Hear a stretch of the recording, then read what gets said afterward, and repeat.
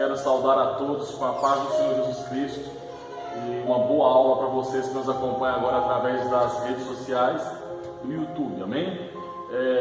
Sou o professor Eduardo Carlos, dou aula de autoridade espiritual para a turma 109, da sala 109 e da sala 201, que é a turma 1 e 2, e também para a turma 1 agora da sábado. Então nós estamos agora juntos para nós podermos aí estudar mais um pouco daquilo que Deus tem nos proporcionado durante essa pandemia, poder estarmos juntos, aprendendo assim através dos recursos que nós temos. Então, meu querido irmão, chegue mais, pegue o teu livro aí e vamos juntos, em nome do Senhor Jesus, aprender um pouco mais, amém? Nós vamos, na aula passada, nós falamos concernente às autoridades espirituais do Antigo Testamento, e hoje nós vamos falar sobre a autoridade de Jesus Cristo. Então nós vamos observar alguns pontos, vamos ler alguns textos bíblicos para que possamos aí compreender melhor a autoridade de Jesus Cristo, amém? Então pegue o seu livro, pegue a sua Bíblia, aí seu marca-texto, vamos marcar, vamos anotar, para que possamos estar totalmente instruídos concernente à autoridade espiritual, amém? Lembrando, meus queridos irmãos, que para compreendermos a autoridade espiritual, toda a base, todo o fundamento que nós temos, o alicerce que temos para compreender a autoridade espiritual é a Escritura Sagrada, é a Palavra de Deus. Então nós não podemos nos apartar disso aqui, que isso aqui é o nosso porto seguro, aqui que está a nossa fonte segura de todo aprendizado concernente à autoridade espiritual, amém? Então hoje nós vamos falar um pouco sobre a autoridade de Jesus Cristo. Lembrando que nas nossas primeiras aulas nós tivemos algumas aulas em sala de aula e nós abordamos de forma superficial vários assuntos, e agora, de acordo com o que vai se passar nas aulas, nós vamos aprofundar nesses assuntos. Na aula passada nós falamos um pouco sobre a origem da autoridade de Jesus, e agora nós vamos aprofundar mais um pouquinho usando a palavra de Deus. Então eu vou estar lendo alguns textos bíblicos com os irmãos, e os irmãos anotem, para que possa agregar o seu conhecimento. Lembrando bem que eu pedi aos irmãos, uma das minhas avaliações é a leitura de todo o nosso módulo 2, que é a autoridade espiritual do nosso livro. Então, de acordo com o que você leu, e agora nós vamos participar junto dessa aula, você vai conseguir assimilar muita coisa, tá bom? Então vamos lá. A autoridade de Jesus Cristo. Para compreendermos a autoridade de Jesus Cristo, nós vamos olhar em dois aspectos: a promessa, a visão, a profecia que Daniel teve, e o cumprimento com o próprio Jesus, amém? Em Daniel 7, no versículo 13 ao 14, nós vamos encontrar um texto que diz o seguinte: Daniel dizendo: eu estava olhando nas minhas visões de noite, e eis que vinha com as nuvens do céu um como filho do homem, bem semelhante aqui ao dia do arrebatamento, e dirigiu-se a um ancião de dias, e os fizeram chegar até ele. Foi-lhe dado, olha só, domínio, foi dado também a glória e o reino, para que todos os povos e nações e homens de todas as línguas o servissem. O seu domínio é domínio eterno, preste atenção, aqui é a autoridade, que não passará, e o seu reino jamais será destruído. Glória ao nome de Jesus. Então nós vemos aqui uma visão que Daniel teve, e onde ele viu Jesus Cristo recebendo no céu toda essa autoridade, amém? Vamos agora para Mateus 28, versículo 18 ao 20. Jesus ressuscita, e antes dele ir partir para a glória, ele vai estar dando uma orientação, uma ordem para os seus discípulos, e o texto diz o seguinte: Jesus aproximou-se, falou-lhes dizendo: toda autoridade me foi dada no céu e na terra. Ide, portanto, fazer discípulos de todas as nações, batizando-os em nome do Pai, do Filho e do Espírito Santo, ensinando a os guardar todas as coisas que vos tenho ordenado. E eis que eu estou convosco todos os dias até a consumação do século. Eu quero enfatizar o versículo 18, que ele se aproxima dos discípulos e diz: olha, todo o poder foi me dado, tanto no céu como na terra. Aqui é o cumprimento de Daniel 7, 13 e 14. Então o próprio Jesus, ele agora está dizendo que ele recebeu a autoridade sobre todas as coisas, amém? E que nós possamos compreender e nunca ter qualquer dúvida do crescimento do reino de Deus em nosso meio, porque ao Senhor Jesus foi entregado toda a honra, toda a glória, toda a autoridade foi dada a Ele, para que Ele pudesse implantar no meu coração, no seu coração, na face da terra, no meio da humanidade, aí o reino de Deus, amém? Vamos continuar alguns exemplos bíblicos de pessoas que reconheceram a autoridade de Jesus. Nós temos primeiro texto, nós vamos ver em Mateus 7, 28 e 29, que é a multidão reconhecendo a autoridade de Jesus Cristo. Irmãos, isso aqui eu quero parar aqui para fazer uma observação com você, meu irmão. Nós vamos ver que o povo, a multidão vai reconhecer Jesus. Durante o estudo da palavra de Deus, a leitura dos evangelhos, nós percebemos que Jesus sempre esteve envolvido com multidões estavam envolvendo, multidões estavam próximo dele. Então Jesus ensinava de uma forma diferente. O texto diz o seguinte: quando Jesus acabou de proferir essas palavras, estavam as multidões maravilhadas de sua doutrina, porque ele as ensinava como quem tem autoridade e não como os escribas. Então aqui a própria multidão percebeu que havia uma autoridade diferente em Jesus Cristo. Não era como os religiosos da época, não era como os escribas, os fariseus, os saduceus, mas era diferente.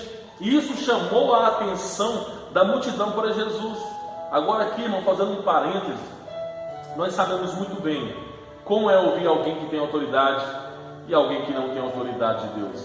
Porque a autoridade de Deus não está ligada, irmão, no seu curso teológico, não está ligado na sua simplicidade, não está ligado nas riquezas ou na pobreza, está ligado em realmente uma pessoa receber de Deus essa autoridade, essa essência, para poder, através das palavras proferidas, influenciar essa essência que nós aprendemos que vem de dentro para fora e contagia aqueles que o ouvem, sem forçar a fazer nada. As pessoas vão fazer, porque elas entenderam que quem está falando tem autoridade.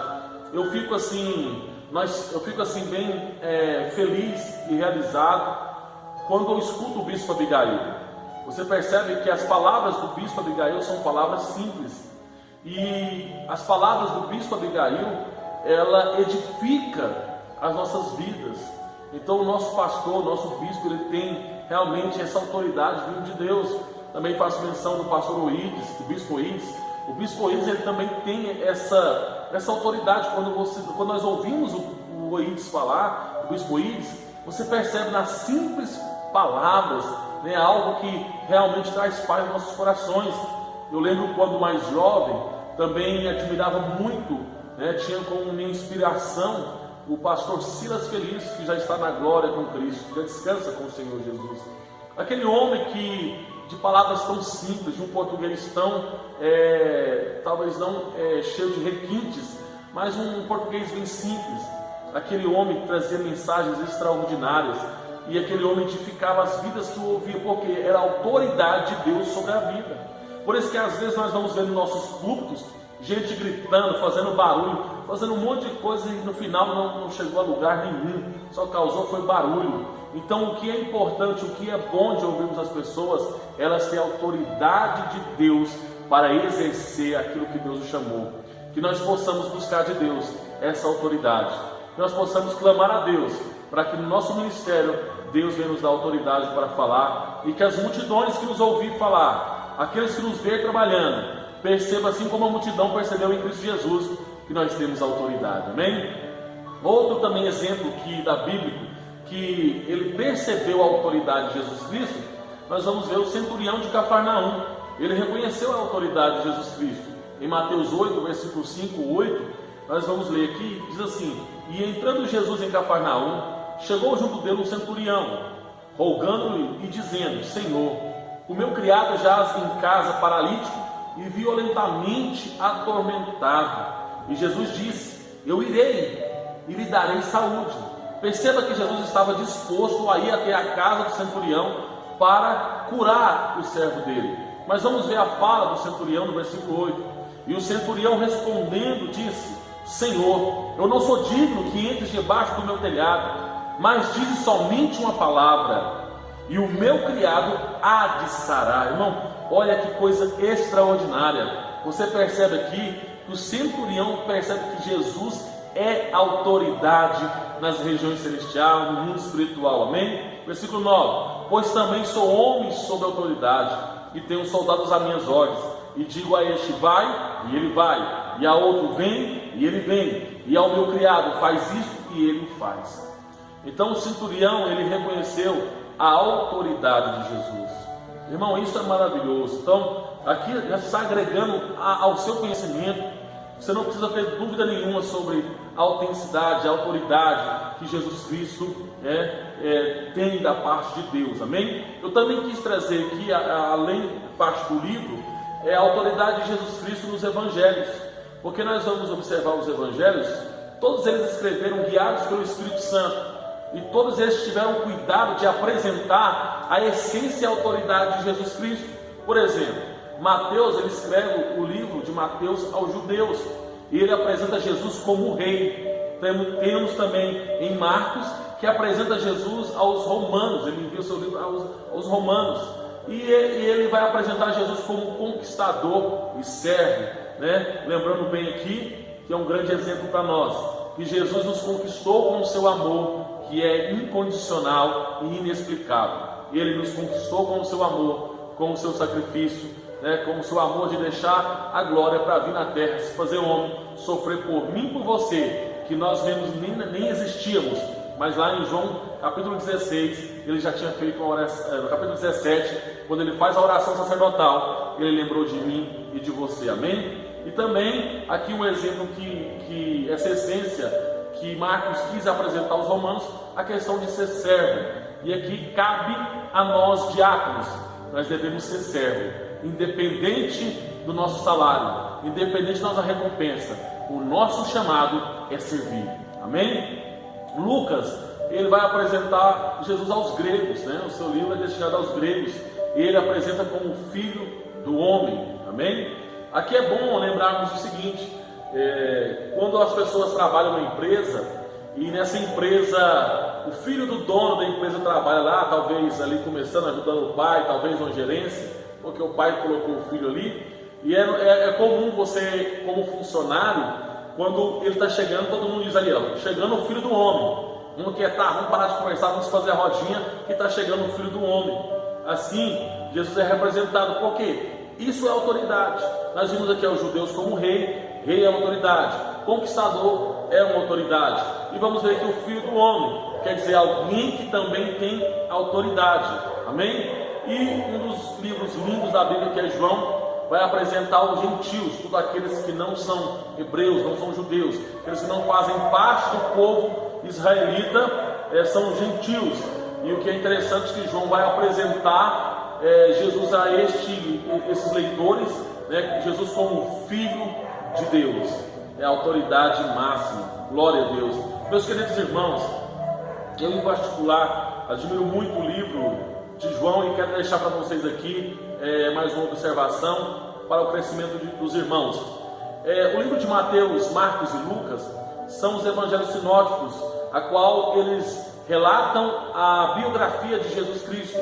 Mas o livro de João em especial é um livro muito especial mesmo, porque ele de fato não vai fazer uma biografia de Jesus, mas de fato ele vai relatar e transparecer, revelar a vida espiritual de Jesus, a intimidade de Jesus, a vida espiritual, quem Jesus era. É por isso que nós vamos observar que Jesus não somente era, mas ele é. Nós vamos observar que neste livro Jesus vai se revelar. Ele vai se revelar sendo o pão da vida descido do céu.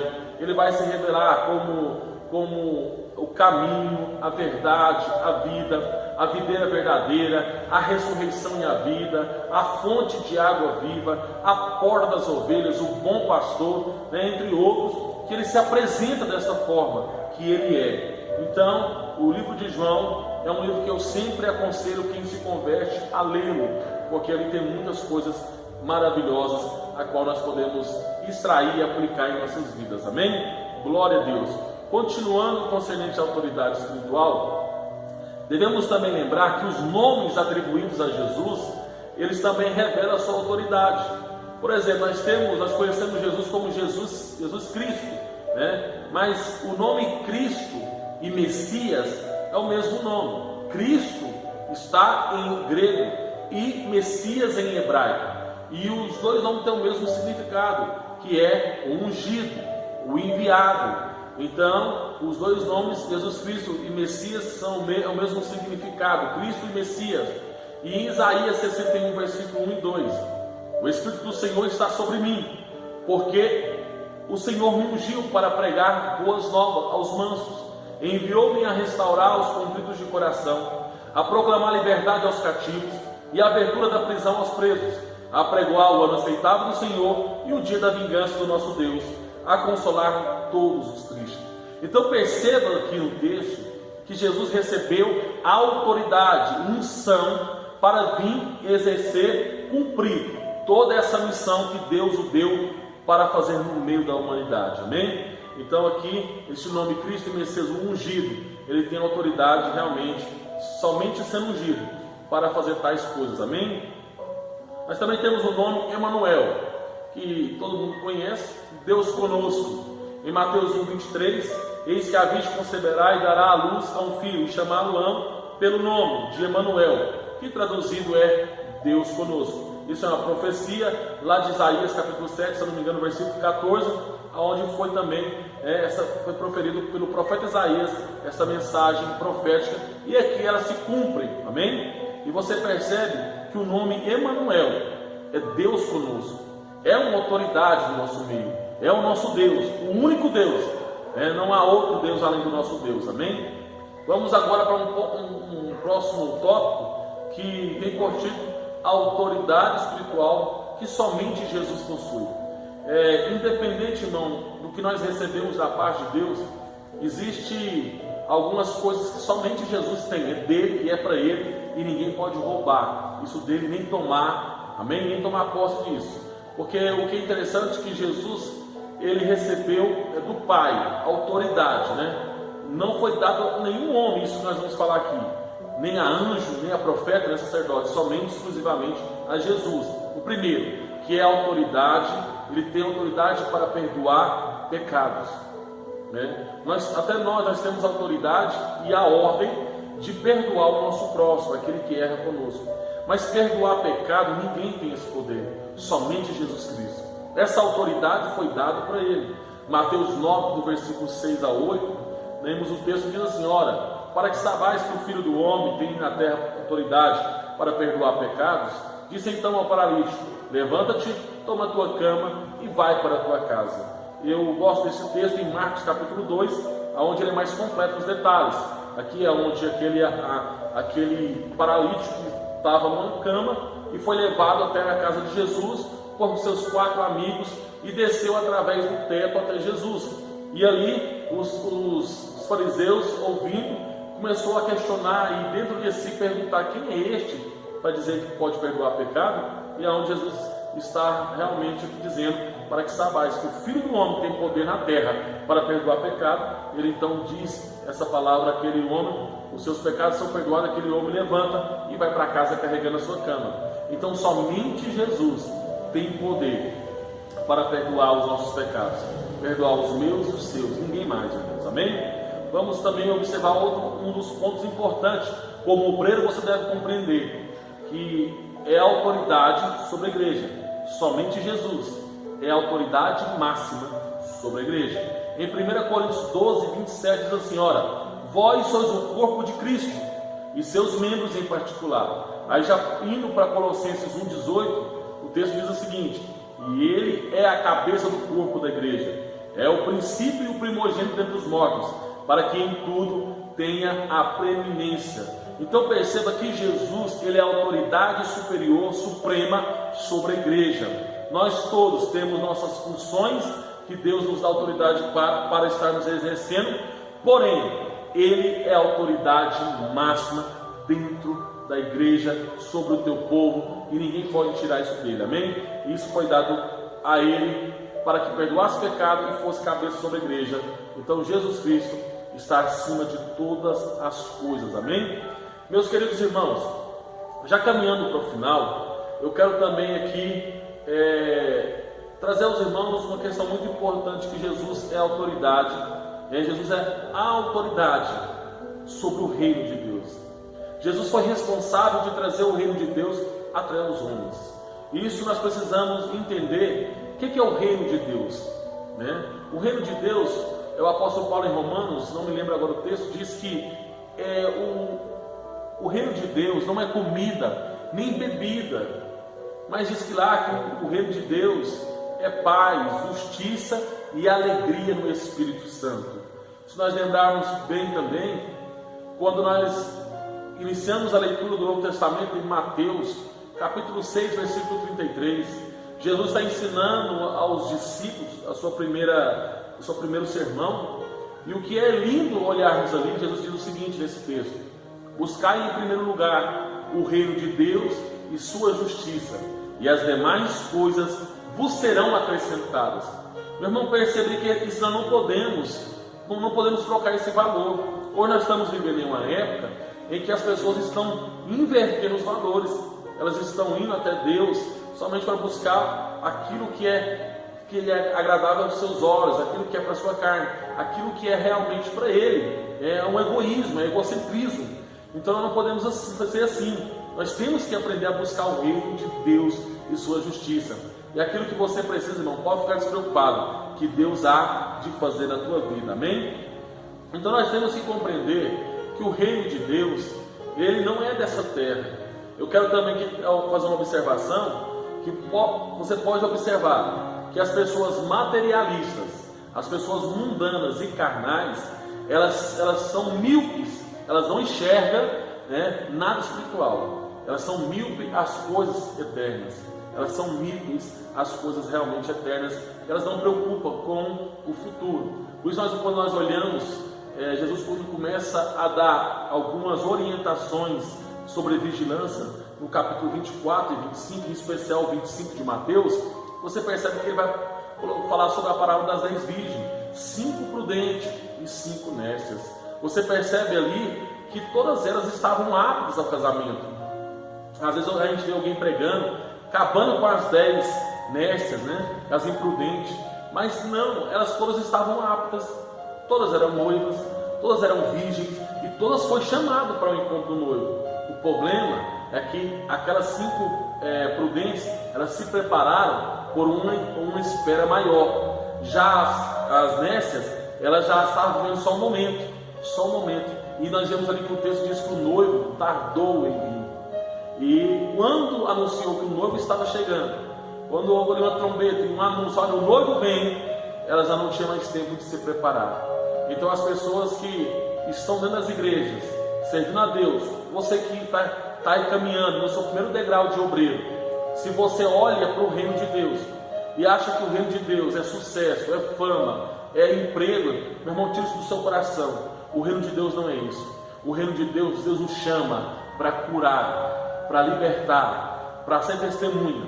Quando lá nós vamos falar isso na próxima aula, que é sobre o Espírito Santo, mas você observa em Atos capítulo 1, versículo 8, quando o Espírito Santo é dado para os discípulos, é para que eles possam ser testemunhas do Senhor Jesus Cristo. Então nunca olhe o reino de Deus como algo ao seu benefício próprio, porque o reino de Deus, nós somos chamados para trabalhar nele, para que possamos realmente levar Jesus, tirar as pessoas da escravidão do pecado e das garras do diabo. Então, meu querido irmão, nós diáconos fomos levantados, diáconos e diaconisas, para servir, para dar um bom andamento no culto, no templo, para que as almas possam realmente estar confortáveis a ouvir a palavra de Deus e o Espírito Santo assim tocar os seus corações e elas se converter ao Senhor, amém? Então vamos ver aqui em Lucas 17, 20 e 21. Interrogado pelos fariseus sobre quando viria o reino de Deus, Jesus lhe respondeu: não vem o reino de Deus com visível aparência, nem dirão ele aqui ou lá está, porque o reino de Deus está dentro de vós, está dentro de mim, dentro de você, está entre a igreja, entre os irmãos. O reino de Deus está em nós. Por isso que Jesus diz: olha, se alguém disser que Cristo está ali, não vá. Se Cristo está aqui, não vá, porque os sinais, ele vai chegar até você. É os sinais que tem que seguir você, não é você que tem que seguir sinais. Você pode ficar quietinho na tua igreja, sendo fiel ao teu pastor, aos obreiros da igreja, servir a tua igreja, que os sinais de Cristo vai alcançar a tua vida, vai alcançar a igreja. Muitas pessoas têm por costume, quando tem a oportunidade de se tornar um obreiro, ele já acha que está suficiente para montar uma igreja, pegar ali, abrir um salão, pegar alguns membros, ou talvez até ser um ladrão, roubar membros e começar uma igreja porque recebeu uma função, se torna uma autoridade espiritual. Só que isso é um engano, meu irmão. Então nós precisamos entender que o reino de Deus, ele está em nós. É por isso que nós somos orientados a buscar o reino de Deus, amém?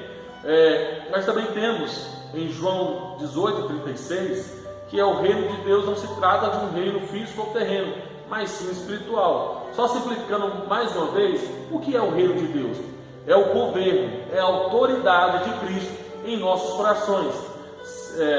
Então isso é o reino de Deus. É o reino, é a autoridade, é o governo de Cristo sobre o teu coração, sobre o meu coração, amém? E ele está localizado dentro de nós, como nós vimos em Lucas 17, 20 e 21.